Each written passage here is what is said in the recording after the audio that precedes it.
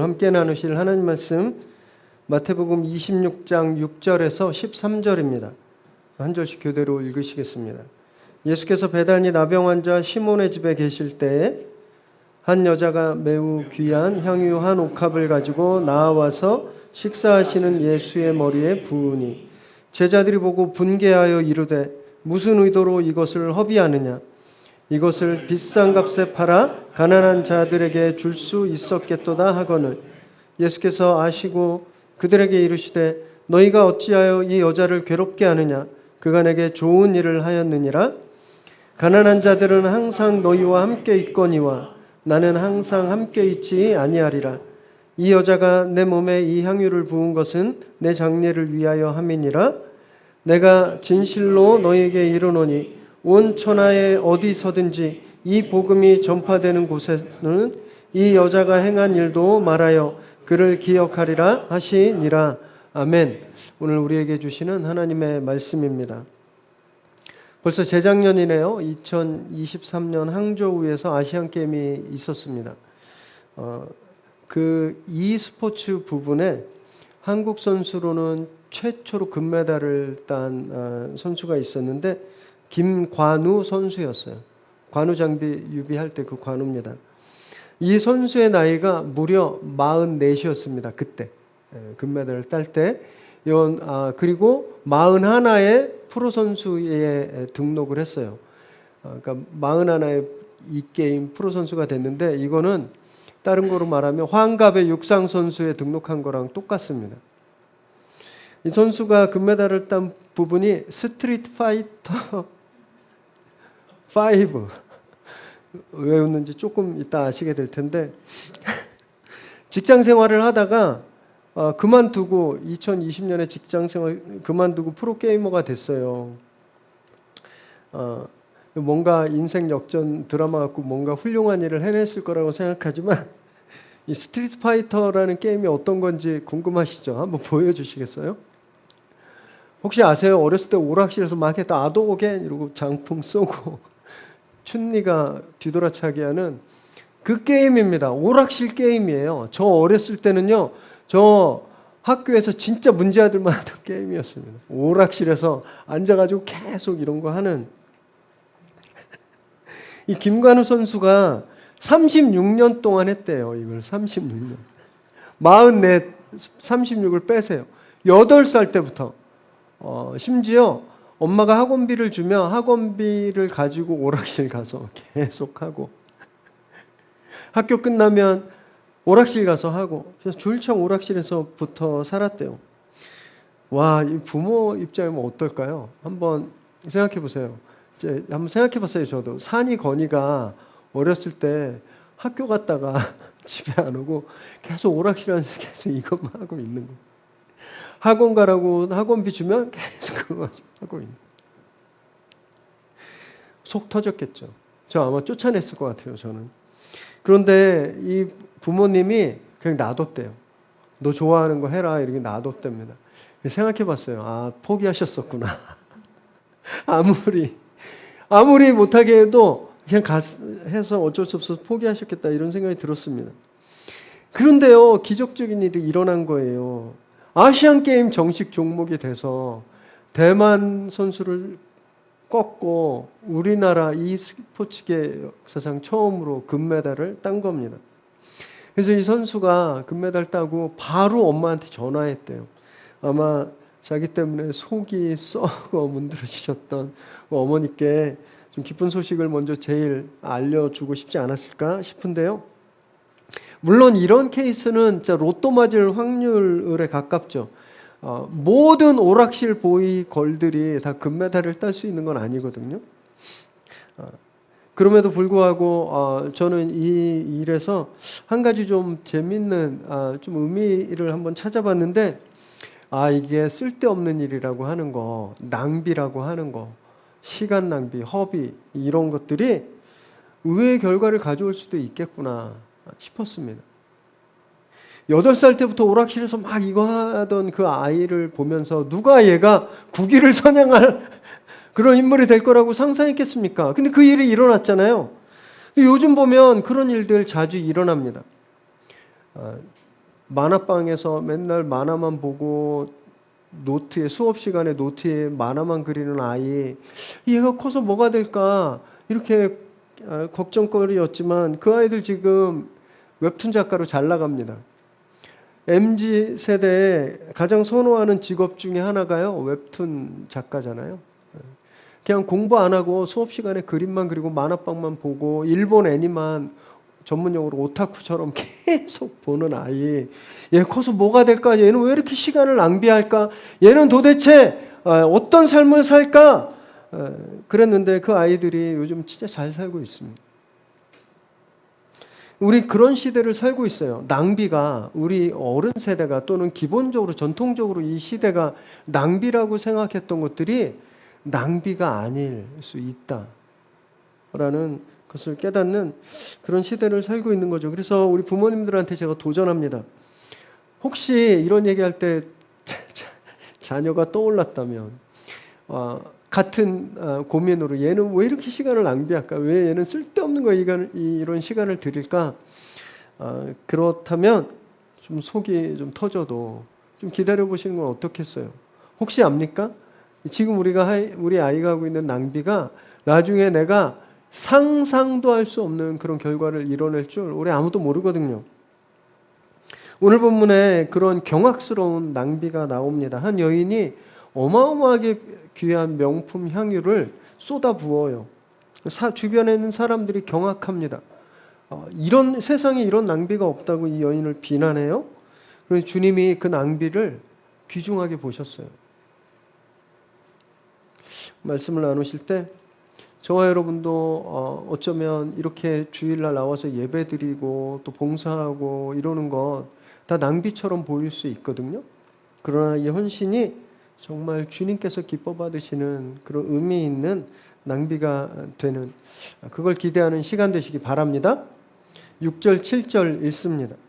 예수께서 베다니 나병 환자 시몬의 집에 계실 때 한 여자가 매우 귀한 향유 한 옥합을 가지고 나와서 식사하시는 예수의 머리에 부으니,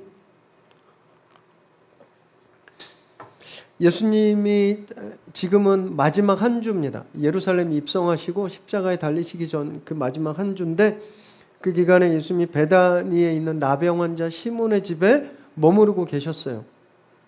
그때 한 여인이 매우 비싼 값비싼 향유를 한 옥합 가지고 와서 그 옥합을 깨고 예수님의 머리에 부었습니다. 요한복음 12장에 이 장면이, 똑같은 장면이 기록되어 있는데 거긴 구체적으로 이 사람들이 누구인지 말하고 있는데, 이 집이 나사로의 집이라는 거예요.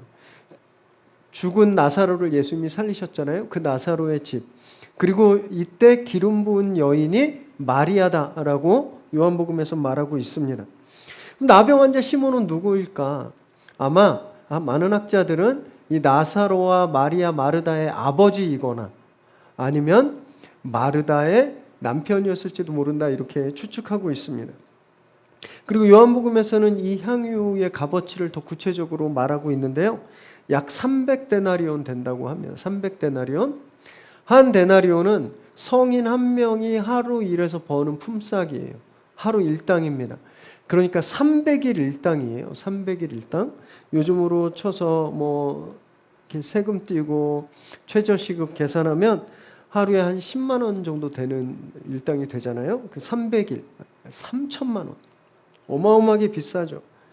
당시 이런 향유는요, 사치품으로 사용하지 않았습니다. 이 집안 대대로 어머니에게서 딸로, 또 그 딸에게서 그 딸로 물려주는 그런 귀중한 거였어요. 마치 혼수처럼 딸이 시집갈 때 어머니가 물려주는 거였습니다.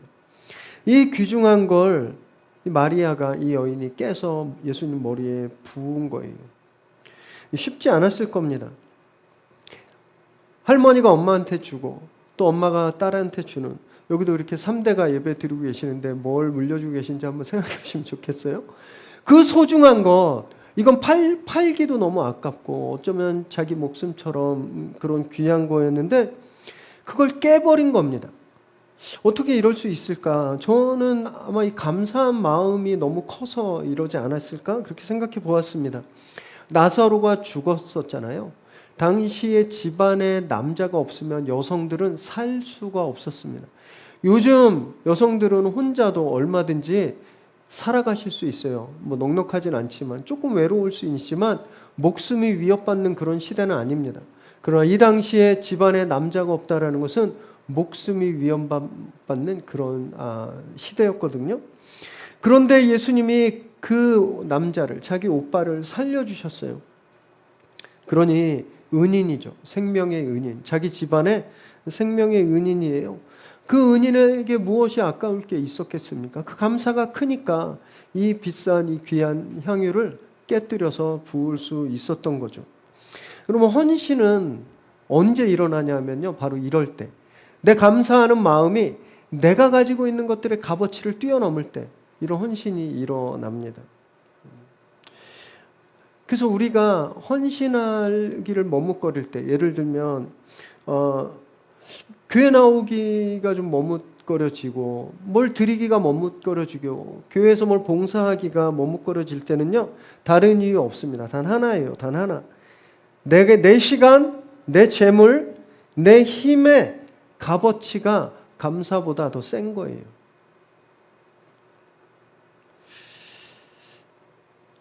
마리아가 만약에 오빠가 죽었다 살아난 감사가 크지 않았다면 이런 향유를 깰 이유가 없었을 겁니다. 자기 오빠가 죽었다 살아난 그 감사가 너무 크니까 자기의 집안의 갑으로 내려오는, 자기한테 정말 목숨보다 소중한 이것을 주님께 드릴 수 있었잖아요. 그럼 저와 여러분은 어떨까요? 마리아는 오빠가 죽었다 살아났지만 저와 여러분은요, 우리 자신이 영원히 죽었는데 살아났습니다. 우리 자신이 목숨을 구함을 받았어요. 그럼 우리 감사는 지금 마리아가 느끼는 감사보다 더하면 더해야지 작으면 안 되는 거잖아요. 고난주간이 바로 그런 주간입니다. 고난주간은 괜히 1년에 딱 한 주 예수님의 죽음을 감정적으로 묵상하고 그냥 슬픔으로 눈물로 동참하는 그런 주간이 아니라 내가 얼마나 큰 은혜를 입었는지 그것을 깨닫는 주간입니다. 예수님이 나에게 어떤 일을 하셨는지 우리가 그것을 깨닫는 주간이에요. 그래서 슬픔이 아니라 감사를 표하는 그런 주간입니다. 이 한 주간 저와 여러분이 정말 이 감사를 깊게 고백하면 좋겠습니다. 그래서 우리의 감사가 우리가 가지고 있는 모든 것들의 그 임계점을 뛰어넘는 그런 한 주간 되시기를 바랍니다. 8절 9절 읽습니다. 제자들이 보고 분개하여 이르되 무슨 의도로 이것을 허비하느냐, 이것을 비싼 값에 팔아 가난한 자들에게 줄 수 있었겠도다 하거늘, 무려 3천만 원이나 하는 이 명품 향유를 쏟아붓는 장면을 보니까 이 주변에 있는 사람들, 이 제자들이 경악한 거예요. 막 크게 분노했어요. 이 이구동성으로 말합니다. 아니 이 귀한 걸 왜 여기다 쏟아부어, 여기에. 차라리 그걸 팔아서 가난한 자들에게 주면, 기부하면 그게 얼마나 더 의미 있겠냐. 그럼 그 사람들이 얼마나 굶지도 않고 병도 치유하고 얼마나 좋은 일이겠어. 너 그것도 안 하고 이걸 그냥 왜 여기에 낭비해버린 거야. 제자들이 볼 때 이 행동은요, 너무너무 비상식적인 허비고 비효율적인 낭비였죠. 쓸데없는 거였어요. 아무 값어치가 없는 거였습니다. 이 구절을 묵상하는데 어디서 많이 들어본 말인데 이런 생각이 들었어요. 여러분, 우리도 이런 핀잔, 이런 비난 많이 들어보지 않나요? 무슨 생각으로 교회 갑니까? 주일날. 왜 가서 시간 쓸데없이 낭비해요? 그 시간에 가족들이랑 캠핑 가고 영화 보고 차라리 독서하면 훨씬 더 그게 남는 거 아닙니까? 이런 소리 많이 듣죠. 무슨 생각으로 애를 시험 기간에 교회 보냅니까? 그 시간에 단어 하나 더 외우고 문제 하나 더 풀게 해야지. 무슨 생각으로 교회에 헌금하세요? 차라리 코인이나 주식에 투자하는 게 훨씬 낫지. 그럼 우리 이런 비난 매일매일 듣고 있습니다. 근데 안타까운 건 저와 여러분도 이렇게 생각할 때가 있다라는 거예요. 바쁘고 힘들면 교회 가는 게 아까울 때가 있습니다. 교회 가는 게 낭비처럼 느껴질 때가 있어요. 그리고 기말고사 기간에 아이 손잡고 교회 오는 건 너무 엄청난 모험이죠.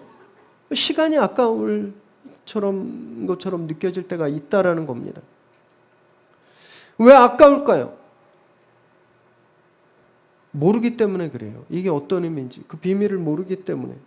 제자들은요, 지금 예수님의 머리를 타고 흘러내리는 그 기름의 의미를 몰랐습니다. 이것이 곧 예수님의 죽음을 예비하는 것이라는 걸 몰랐어요. 지금 예수님의 머리를 타고 흘러내리는 기름처럼 주님이 이제 며칠 후에 십자가에서 당신의 보혈을 흘릴 것을 몰랐어요. 그러니까 아까운 거죠. 세상 사람들이 왜 우리를 비난하는지 아세요? 모르니까. 우리가 여기서 드리는 시간, 우리가 주님께 드리는 물질, 우리의 힘이 아까운 거예요. 왜? 모르니까. 그들은 이 예배가 우리에게 어떤 것을 주는지 모르니까요.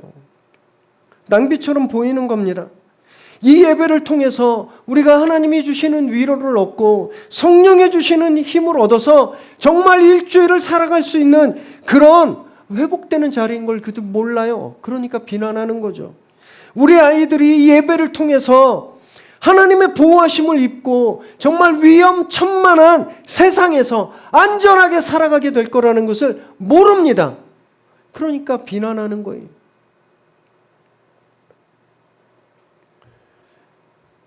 여러분, 이 시간이 바로 그런 시간이에요. 예배 오는 것이 아깝다면, 아이고 내가 왜 이 고생을 하고 교회를 가야 되지? 왜 내가 열심히 일해서 벌었는데 왜 헌금해야 되지?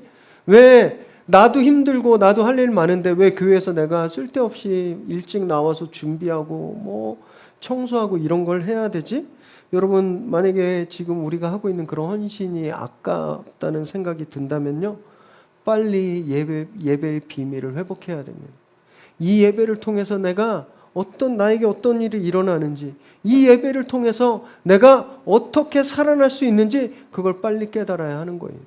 여러분, 그래야 우리의 헌신이 아깝지 않게 되는 겁니다.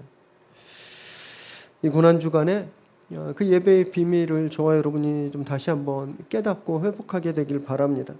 그래서 예배가, 헌신이 낭비가 아니라 또 교회 오는 시간이 아깝지 않은 그런 의미를 찾게 되는 저와 여러분 되시기를 바랍니다.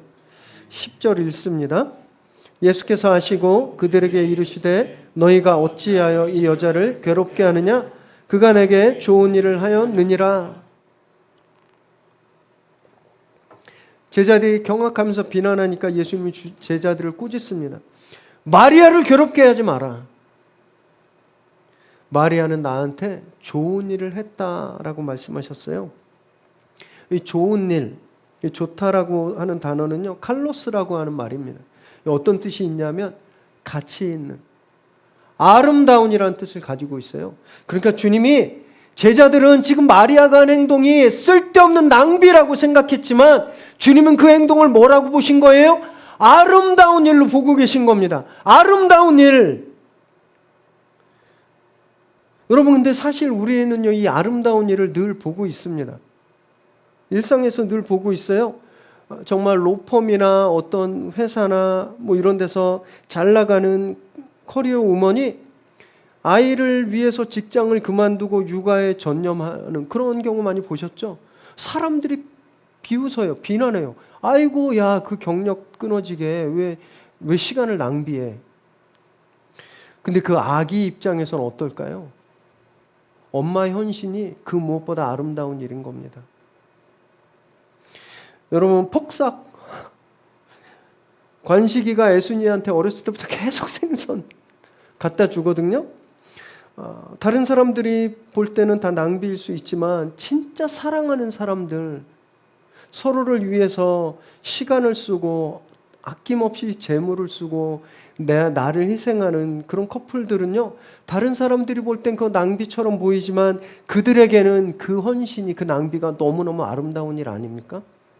물론 연애 초반에만 그럴 수 있지만 이런 아름다운 일들 우리 주변에 많이 일어나는 거예요. 공통분모가 있습니다. 뭐예요? 사랑이죠. 사랑하면 더 이상 계산하지 않는 거예요. 남들이 어떻게 생각하고 남들이 어떻게 판단하는지가 중요하지 않습니다. 사랑하면 손익계산서가 없어져요.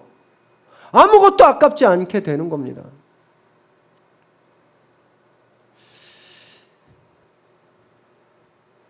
저와 여러분이 예수님을 그렇게 사랑하게 되길 바랍니다. 세상이 뭐라고 비난하든지 무엇을 드려도 아깝지 않은, 그리고 드리면 드릴수록 더 드리고 싶은 그 사랑을 이 고난주간에 저와 여러분이 회복하게 되길 바랍니다.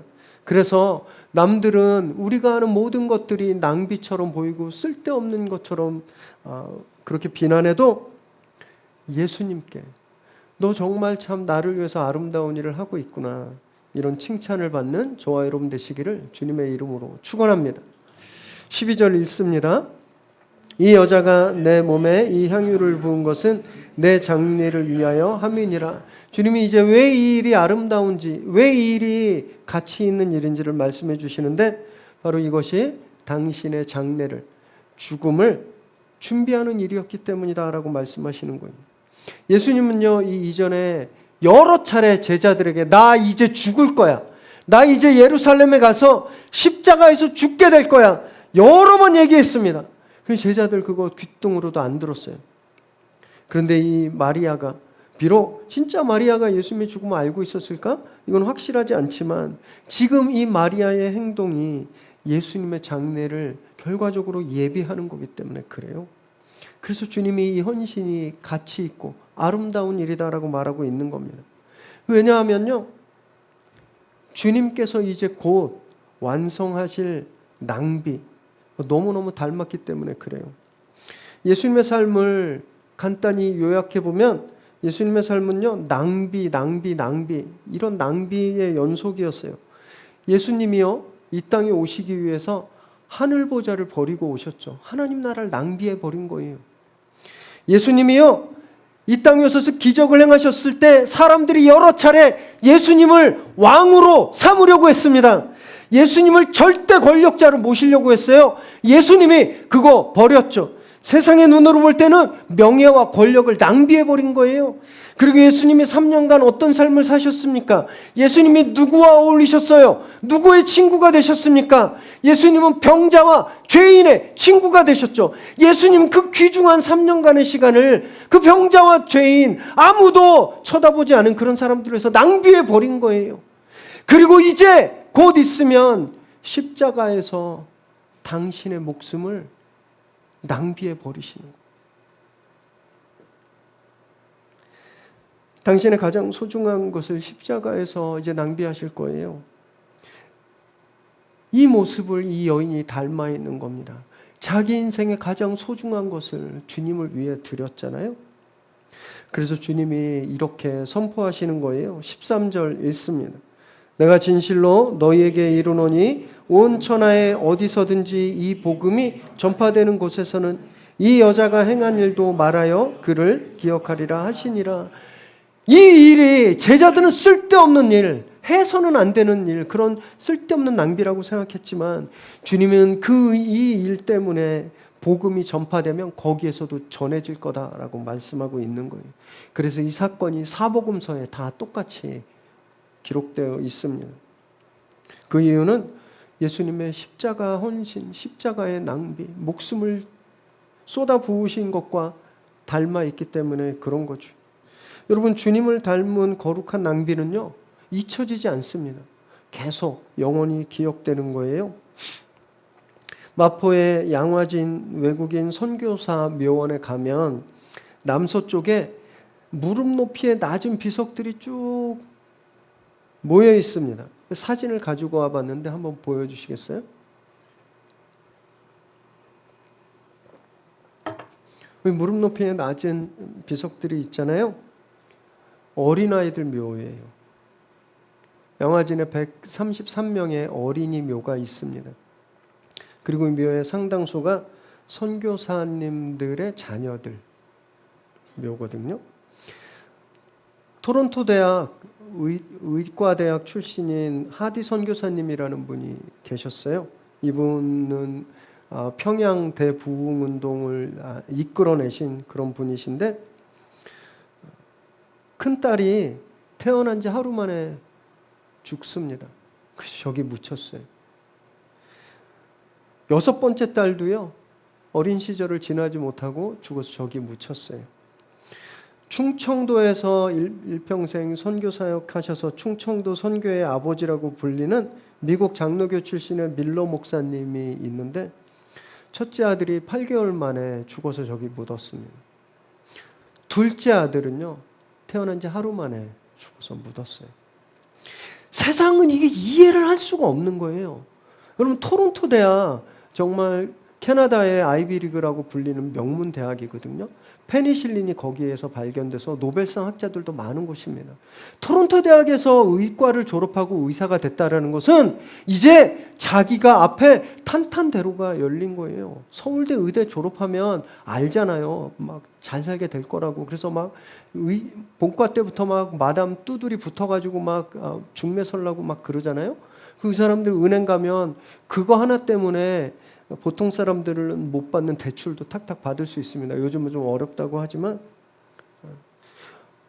그렇게 편하게 넉넉하게 남부럽지 않게 살 수 있는데 왜 그 듣도 보도 못한 조선에 가서 왜 아이들을 거기서 묻고 오냐고 사람들은 이해를 못하는 거죠.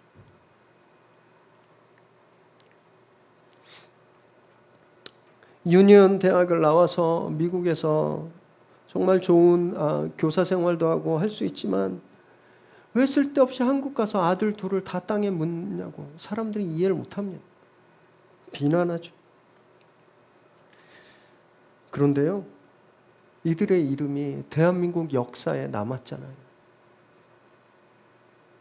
이들은 대한민국이 지속되는 한 이들의 이름은 계속 기억되는 겁니다. 그래서 저는 강하게 믿는데 이들의 이름이 하나님의 나라에서 새겨져서 영원히 기억될 거라고 저는 믿습니다.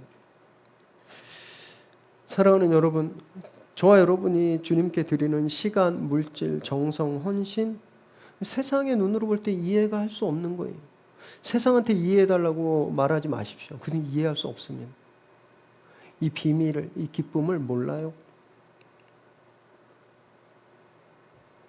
그러나 주님은 우리의 이 헌신을 절대로 낭비로 여기지 않으신다라는 겁니다.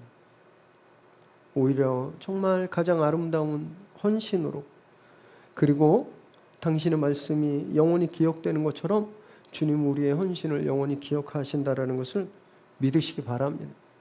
여러분, 고난주간 주님께서 가장 거룩한 낭비를 우리에게 베풀어 주신 날이에요. 그 누구도 할 수 없는 그런 거룩한 낭비가 십자가 위에서 이루어졌습니다. 그 십자가 앞에서 손익계산을 멈추고 정말 온전히 주님께 헌신하기로 결심하는 저와 여러분 되시기 바랍니다. 그래서 우리의 헌신을, 우리의 예배를 아름다운 낭비로, 아름다운 일로 예수님이 영원히 기억하게 되시기를, 그런 저와 여러분 되시기를 주님의 이름으로 축원합니다. 기도하겠습니다.